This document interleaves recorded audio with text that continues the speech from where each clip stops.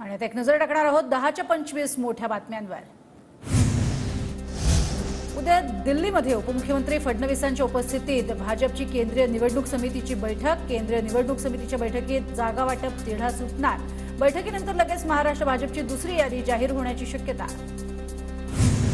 शरद पवारांच्या पक्षाकडून निवडणूक आयोगात तक्रार दाखल केली जाणार। अजित पवार गट शरद पवारांचा फोटो वापरत असल्याने आक्षेप। आयोगाने कारवाई न केल्यास सुप्रीम कोर्टात जाणार, आव्हाडांची माहिती। बारामतीमधनं कमळाच्या चिन्हावरही निवडणूक लढण्यास तयार। अपक्ष लढण्यापेक्षा मी कमळ चिन्हावरही लढेन, विजय शिवतारे यांचं वक्तव्य।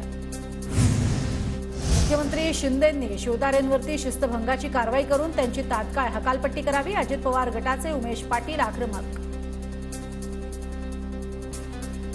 मी पुणे लोकसभा लढवण्यावर ठाम, मवियानं उमेदवारी दिली नसली तरी अपक्ष निवडणूक लढवण्यावर ठाम। वसंत मोरे लढवणार। मी किंवा निलेश लंके कोणीतरी निवडणूक लढवणार आणि तुतारी वाजवणार। निलेश लंकेंच्या पत्नी राणी लंके यांची निवडणूक लढवण्याचे संकेत। शरद पवारांनी जबाबदारी दिल्यास बीड लोकसभा लढवणार। बीड लोकसभेसाठी इच्छुक असलेल्या बजरंग सोनावणेंची प्रतिक्रिया। माजी सनदी अधिकारी प्रवीण परदेशी यांनी देवेंद्र फडणवीसांची घेतली भेट। प्रवीण परदेशी धाराशिव जागेसाठी इच्छुक।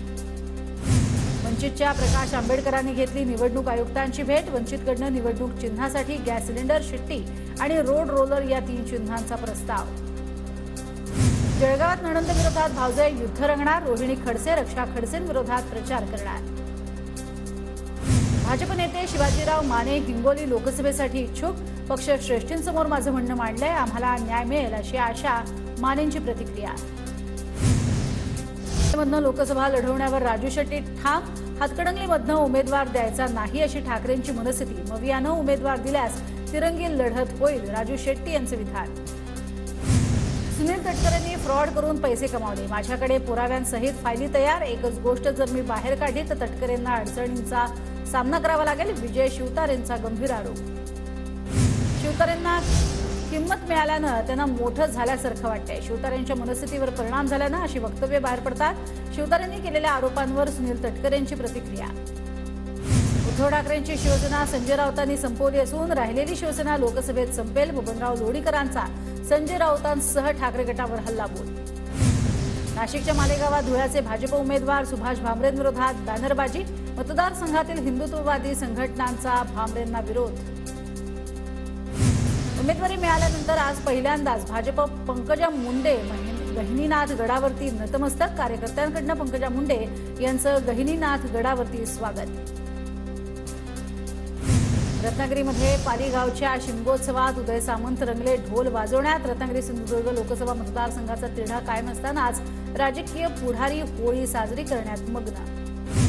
बारामतीमधील सुप्रिया सुळेंच्या कार्यकर्त्यांकडून प्रचारासाठी अनोखी शक्कल। गणेश नवलेंकडून पवारांचं नाव आणि तुतारी चिन्ह असलेली चांदीची टोपी घालून प्रचार।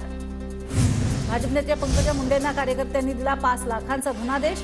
अहमदनगरच्या भानसहिवरा इथे कार्यकर्त्यांकडून लोकसभा निवडणूक खर्चासाठी धनादेश।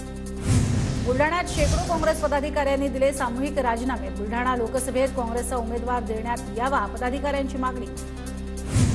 लोकसभा निवडणुकीत अर्जासाठी धाराशिवमधील तरुणानं सोयाबीन तारण ठेवून घेतलं 1 लाख रुपये कर्ज, तर अमोल जाधवांच्या आई वडिलांसह पत्नी भरणार लोकसभेचा अर्ज। भोसरी भूखंड घोटाळा प्रकरणी एकनाथ खडसेंना दिलासा। एकनाथ खडसेंसह पत्नी आणि जावयाला जामीन।